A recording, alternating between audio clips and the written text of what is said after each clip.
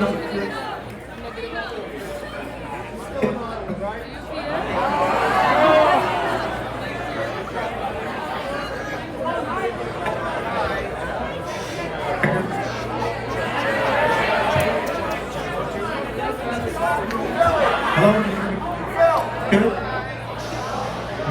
You know, the fees, it was yes, we got a shawarma fan over here. Anybody in the retail business? Anybody said, yeah, what do you pay to the credit card companies when you have people buy with that? 4.5%. 4.5%. You know what I paid on this sandwich? It was a $10 sandwich. It was delicious. The transaction fee was 0.0 penny. 1/10 of 1 penny was less than you would have paid if you had made a transaction for tiny candy over at your local retail outlet. In other words, you cut out the middleman, let people transact directly without government interference, and that's one way that we can move forward and take control of money away from politicians and bankers and give it back to the people.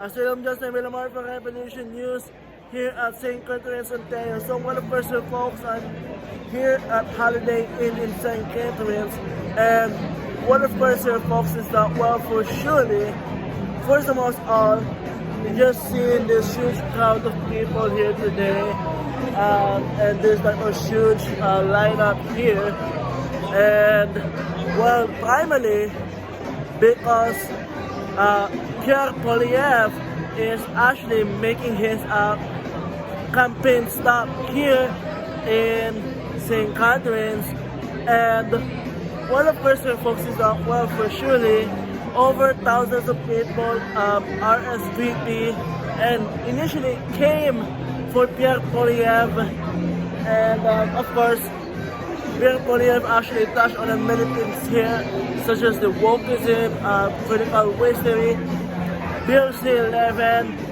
and so forth. Plus, of course, he initially go on and talk about the inflation, how it's affecting people, and well, for the whole type of Prime Minister here, folks, is that here's the type of questions here: is that will Pierre Poilievre really uphold his promises, which includes to defund the CBC and other liberal mainstream media out there?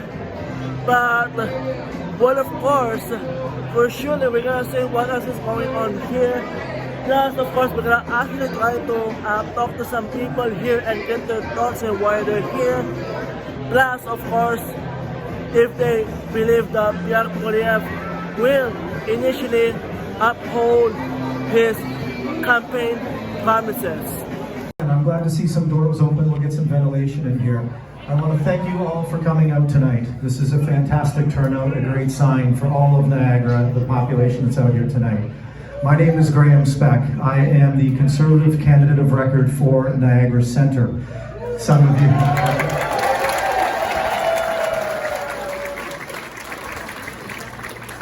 Thank you very much. Some of you may have seen me at the door, or my lovely wife Shannon, or many dedicated volunteers, many of whom are here tonight. I just want to thank them. Slogging it out in August in 90-degree heat, and masks and sometimes gloves, and the kind of heat that we're having now is nothing in comparison to that. So I really want to thank my dedicated volunteers for the hard effort that they put into our campaign.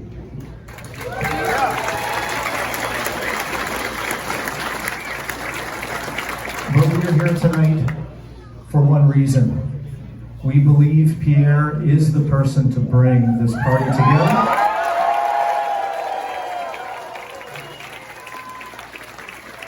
To bring this country together.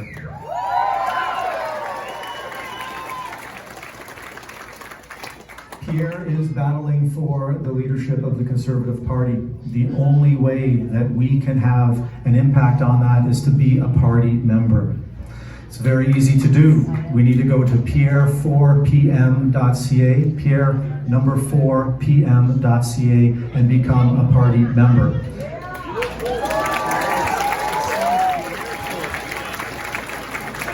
The only way you can vote vote is by being a party member. So I strongly encourage, if you haven't already done so, encourage friends and families, build the support to help Pierre become our next party leader.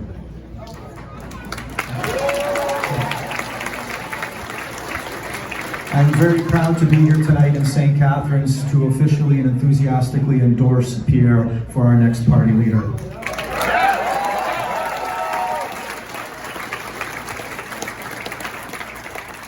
I would like to introduce to you next Pierre's lovely wife, Anna.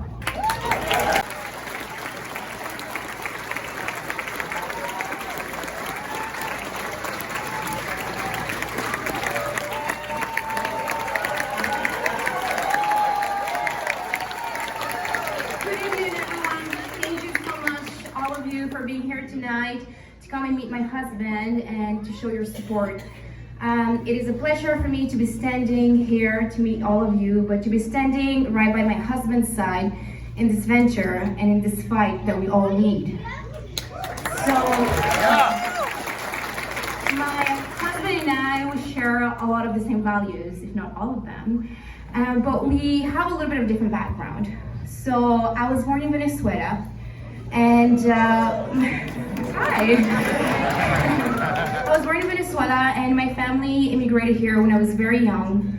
We immigrated to Montreal, which is where I grew up, in a working class neighborhood in the east of Montreal, Maisonneuve.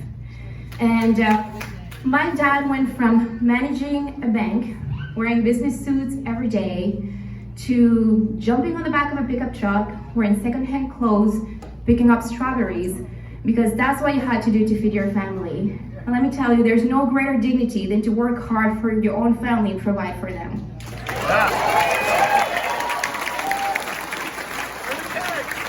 So, my husband's story is a little bit different. He was born in Calgary to a teenage unwed mother who had just lost her mom and gave Pierre out for adoption to two wonderful school teachers. They had a little bit of the same upbringing, working really hard, providing for the family, living paycheck to paycheck. So what we have in common is that we have to fight for everything that we have. Welcome, my husband, our fighter, the man of the hour, Pierre Poilievre.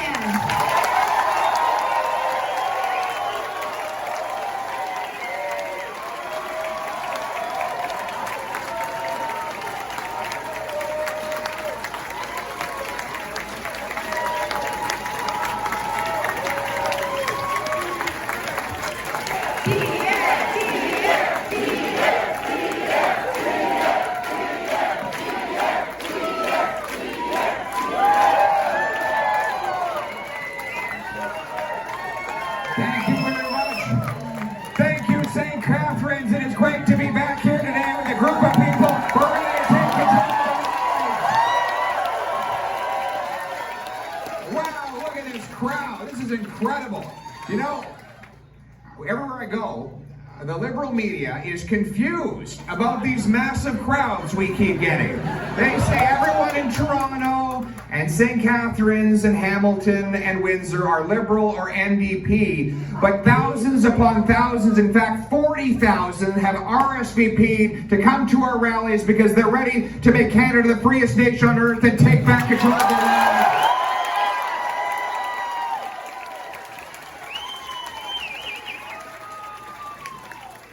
How about my incredible wife, Pierre Poilievre? I want to thank Councillor Graham Speck. He's a hard worker, a great champion. He just recently gave me his support. When I first came to St. Catharines, he said, Pierre, you have to come and do some campaigning. So many millions of immigrants over centuries have come here, which is to have freedom, right? They didn't come here for free stuff. They came here for freedom. They knew that if they worked hard, they could carve a little piece of paradise out of this big, cold patch of land called Canada. It's why Wilfrid Laurier said, when asked what Canada's nationality was, he said, Canada is free and freedom is its nationality, right? So it was then, so it is now.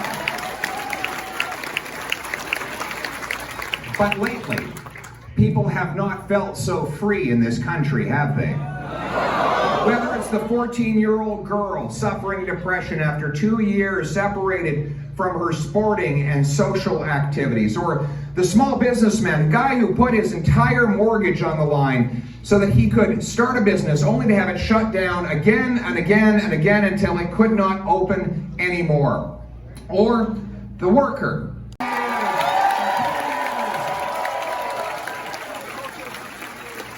For 2 years, and then suddenly, after having done that for 2 years without a vaccine, that while they were called heroes, suddenly they became a villain and were deprived of their job, even though they're the least likely people to spread a virus because they're all alone in a truck all day, right? Suddenly, Trudeau threw them out on the street, deprived them of the ability to earn a living, and when they came to peacefully protest on Parliament Hill, Liberals like Trudeau and Jean Charest called them criminals. Well, I've got news for them. These people, these hard-working truckers, and the other peaceful working-class protesters who came to Parliament Hill are the hard-working, law-abiding, give you the shirt off your back, backbone of our nation. I am proud to stand for them and their livelihoods and their freedom.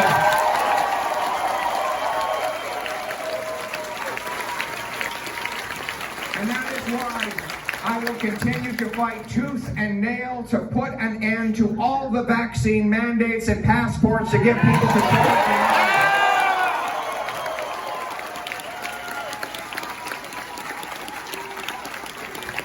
Freedom, freedom, freedom, freedom, freedom, freedom, freedom. But it's not just medical freedoms that have been under attack lately.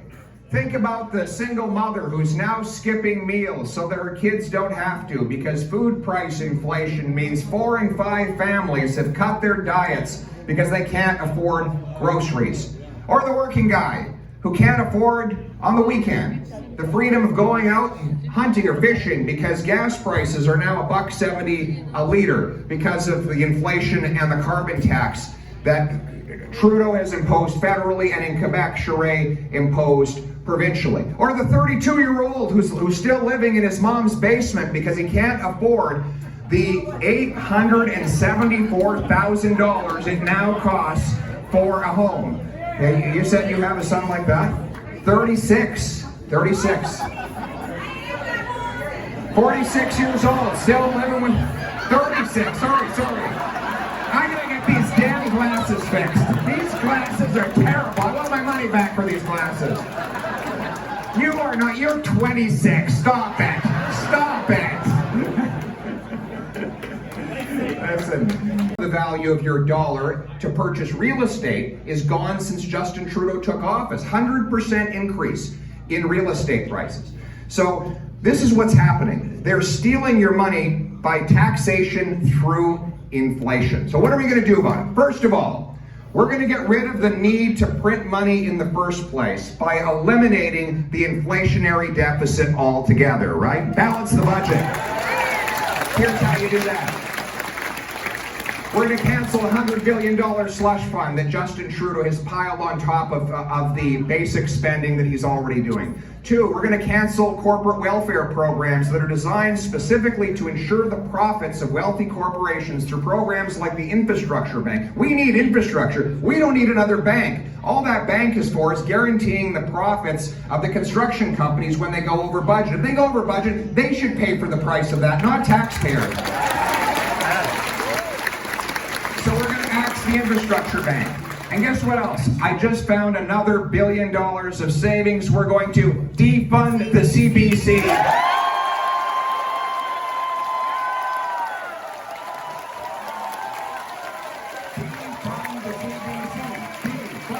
CBC. Defund the CBC.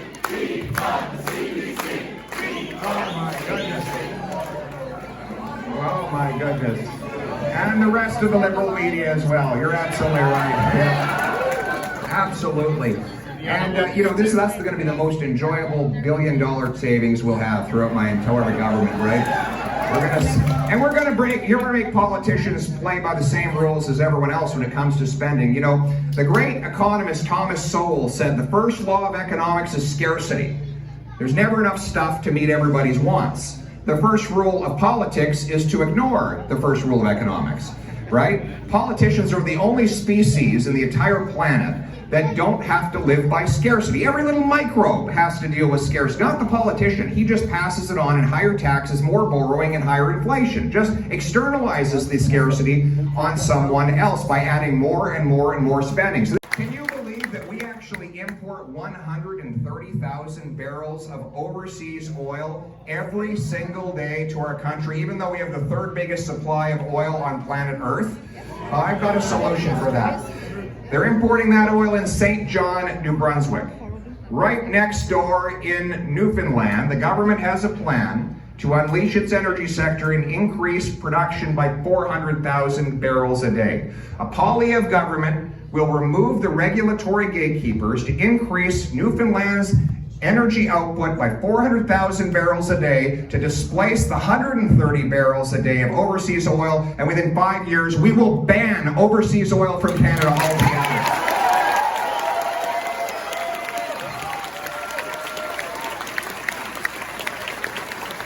And it's not just oil, it's natural gas. Natural gas as well, right? We have 1,300 trillion cubic feet of natural gas beneath our feet. The closest point to Asia is actually BC. The closest point to Europe is Newfoundland. So we have a massive shipping advantage in getting our product to market. We can beat those the investors down in the Gulf Coast. We know what else we have up here? We can liquefy our natural gas, because you know how you liquefy something? You cool it down. What do we have? Cold weather. It actually makes it 25% cheaper to cool natural gas and turn it into a liquid. And you know, coal is our #1 natural resource. They're giving paychecks to our people.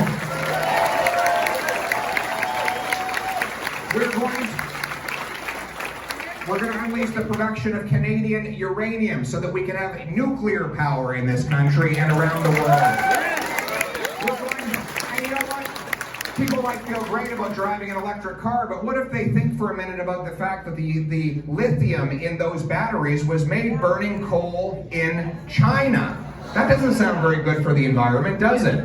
We have lithium in Canada. If we could get our mine approval times down from 7 years for an approval to 1 year, then we could mine the lithium, the cobalt, the graphite, and other resources to finally make stuff here in this country instead of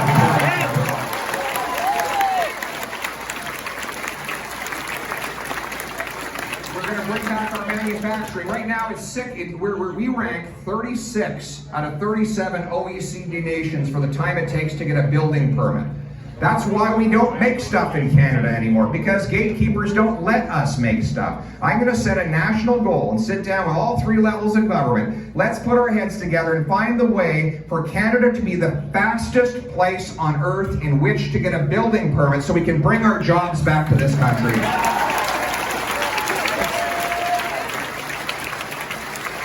It's not just the economic gatekeepers, it's the speech gatekeepers, right? Those who want to tell us what we can see and say, right? You know, the new cancel culture warriors. You know, the woke warriors. Are there any woke folk here today? Woke folk? You know, I was in Toronto the other day, and the woke folk wanted to cancel my event. They didn't want me to speak. Yeah. They said that I shouldn't be allowed to go to the steam whistle warehouse there because, yeah, they started complaining and they asked Steam Whistle to cancel the whole thing. Steam Whistle didn't agree, but they put out a letter saying they didn't agree with all of my views. So, of course, they were gutless and watered down just like their beer.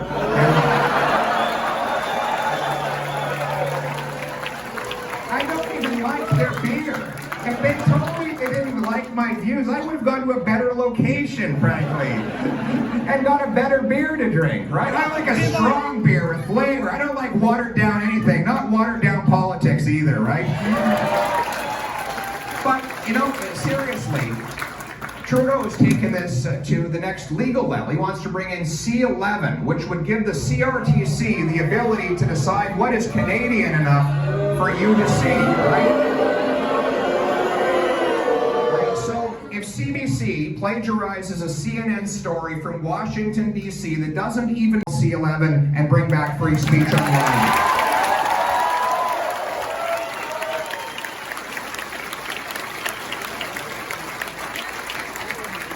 I will use my own free speech to stand up to gutless corporate leaders that impose wokeism on their employees. And I will use my free speech to stand up to universities that censor free thought on campus. Our young people should be able to go to universities and college, exchange ideas, have debates, let the best ideas win through open debate.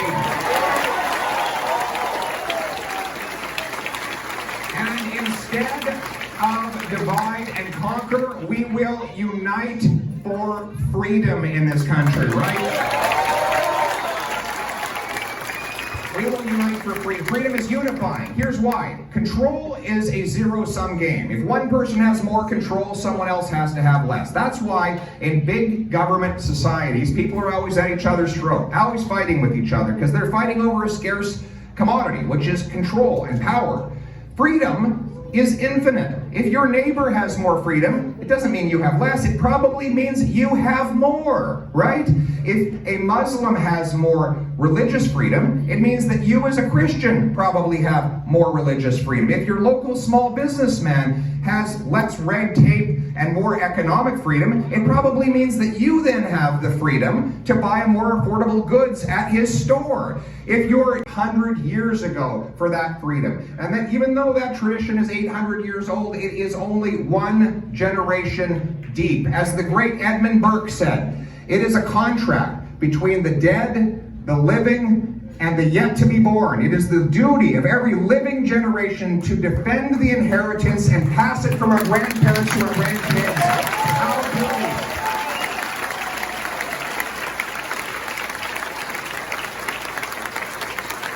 So let us now, in this moment when freedom is at peril, let us now stand up and defend that inheritance. Let us stand up for medical freedom by putting an end to the vaccine mandates, for economic freedom by giving people the freedom to go to home. Let's stand up for freedom of speech, freedom of association. Let's stand up for all the great freedoms that we inherited in the words of the great Canadian Prime Minister John Diefenbaker when he signed our Bill of Rights. I am a Canadian, a free Canadian, free to speak without fear, free to stand for what I think right, free to oppose what I believe wrong, free to worship God in my own way, free to choose those who shall govern my country. Is this heritage of freedom I pledge to uphold for myself and for all of mankind. Thank you very much.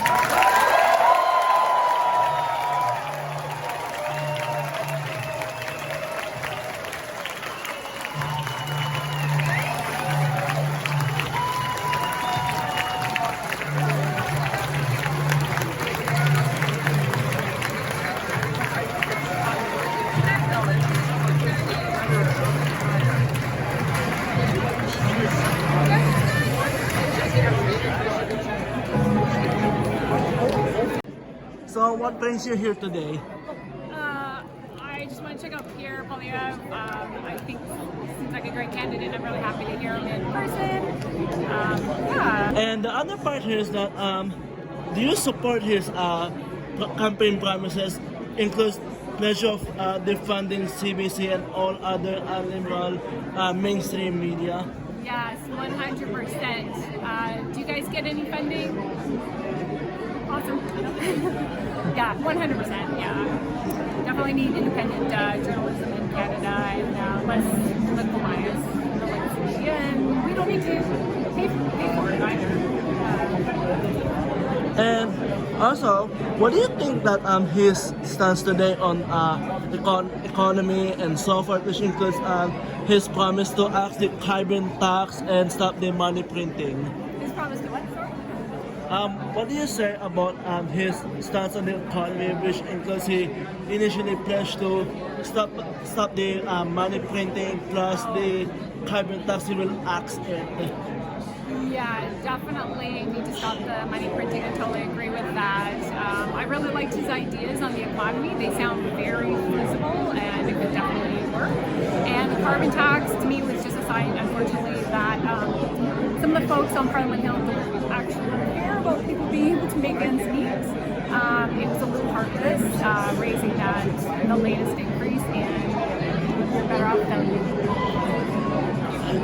And one last thing here, what do you say about his promises to initially repeal Bill C-11 and all other censorship bills that has been proposed in the legislation today? Yeah, I think that would be a complete disaster and not appropriate for a democratic nation. And I definitely don't want to see that happen. So what brings you here today? Oh, just wanted to see Pierre. I was free in the evening and I support him, so I wanted to come see him. What do you think about his pledge to defund the CBC and other liberal media? Oh, I'm a big fan, obviously. It's an egregious waste of government money. Yeah, there's a lot he could defund, and like he said, that's the funnest and first one to do. So, yeah. And the other thing here is that what do you say about that? He initially went on and they said that he will stop the censorship laws, he will repeal it. So what's your take on that? Oh, I'm completely in favor, as I think anybody here would be. Yeah, it's a troubling trend of censorship that we have in these times, and he called out these LC11, so that was great. Yeah, let's just do away with all that nonsense. And for sure is that he initially went on and touched upon the economy, and he said that he will actually carbon tax and stop the money printing. That was the best. Like I studied economics myself in school, and I gotta say, hearing a politician who's able to know more than one word about economics is already a breath of fresh air. Let alone, like I was just telling my brother on the phone here, like actually get people fired up over it, like that's quite a feat. Because I know Harper himself, he was also a trained economist, and so he had that down pat, but he did not have the charisma to get a room full of people fired up talking about all the historical things they did. I thought that was very interesting and outstanding. And one last thing here is that for surely he also touched upon the wokeism and pledge to bring back free speech on posted and direct campuses. So what's your take on that? I mean, again, I'm in favor. I think anybody here would say the same thing as me. Yeah, it's free speech on campus. That's kind of the point of university. Like it used to be really the opposite of a safe space. It's where people went to learn dangerous new ideologies and that. You can see a lot of, the 70s and 60s, whatever, like opposition to the man and the establishment and the Vietnam War and whatnot. That all kind of started there at university campuses. So kind of pendulum's gone completely the other way in the intervening years, obviously. So yeah, if you can bring it back, that's for the best. So what brings you here today? I'm here because I want to ask Pierre about their plans for travel restrictions. Yeah. And speaking of the travel restrictions, is that what do you say about this type of egregious restrictions that we're currently facing here? That kind of unvaccinated people can't hop on a train or airplane and can't even go in the province where they want to go, like see their loved ones and so forth. So, what's your take on these egregious restrictions that we're currently seeing? Well, I think everyone should have their own choice to make, and that doesn't mean that we have to exclude them from society. I think everyone should have the right to be included in society and be able to see their loved ones and make their own healthcare decisions, right?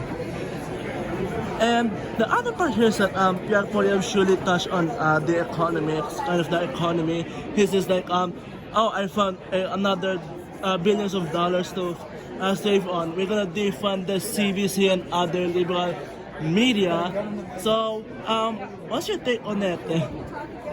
I think as a journalism student that there's a lot in journalism school that is taught through CBC, so I do think that there's a lot of propaganda there in the ways that you only should have one morally correct opinion, and if you don't have that, or if you don't have to share the same opinions as everyone around you. You should stay quiet. Basically, that's the message that everyone has.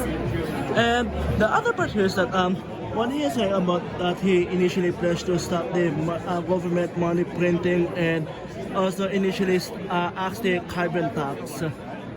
Sorry, can you repeat that? So the other part here is that he pledged to stop the money printing and initially asked the carbon tax. Yeah, I think there's a lot of things that our money should go to. We are the country that has a lot of oil, so we should be able to get resources from there instead of funding and having our tax dollar fund economies like Saudi Arabia, where we get our oil. Yeah. And lastly, do you agree on his stance that he will repeal Bill C-11 and other censorship laws? Oh, what I think of Bill C-11? Well, I think, as a writer, as someone who is, just to make sure, Bill C-11 is the one with the freedom of speech, right? Yeah, I think everyone should be able to voice their opinions, and I think it would be such a harmful for society if we're scared of voicing our opinions. We should be able to debate, we should be able to talk about things so we can make a better society. That's how we improve. And having yourself stay in one bubble because of different restrictions or inability to access different things through the internet or censorship or being cancelled is just going to take away from involvement in society. Alright, thank you. Thank you. So folks, well of course the things that you're seeing right over here is that, well, for surely just the remaining crowd of people getting a quick shot with Pierre Poilievre. And well, for the whole type of prominent stuff here is that, well, the whole other stuff here is that the event itself went well here. Huge crowd here of people initially came for him. Plus, well, of course here folks is that for surely, once again, he touched on many type of things here. And one of us here folks is that for surely, there's some even people around here who initially came and like bought their membership today and so forth. But here's the other part here folks. Well, you just see it right over here also is that these people are initially here for Pierre Poilievre. They're kind of supporting him in his bid for the leadership. And you know what here folks, the other part that I would like to sort of touch upon is that, well, he indeed touched on wokeism, plus of course having free speech on post and direct campuses. And you know what here folks, that is one of the key major issues right now. Of course, there's no freedom of speech occurring within post and direct campuses. And you know what here folks, for surely there's a whole type of bilateral things here. At the end of the day, we're gonna see who is gonna be the next leader of the Conservative Party of Canada. So once again here folks, at the end of the day, it is surely worth of knowing who is gonna be the next leader of the Conservative Party of Canada. For Revolution News, I'm Justin Villamar. Hey there folks, please support my work here on Revolution News on covering the Conservative leadership election by making a donation at donorbox.org/conservative leadership election. That's donorbox.org/conservative leadership election. And you know what here folks, I truly appreciate all of your wonderful donations because your donations will help me cover this type of stories here. Thank you so much.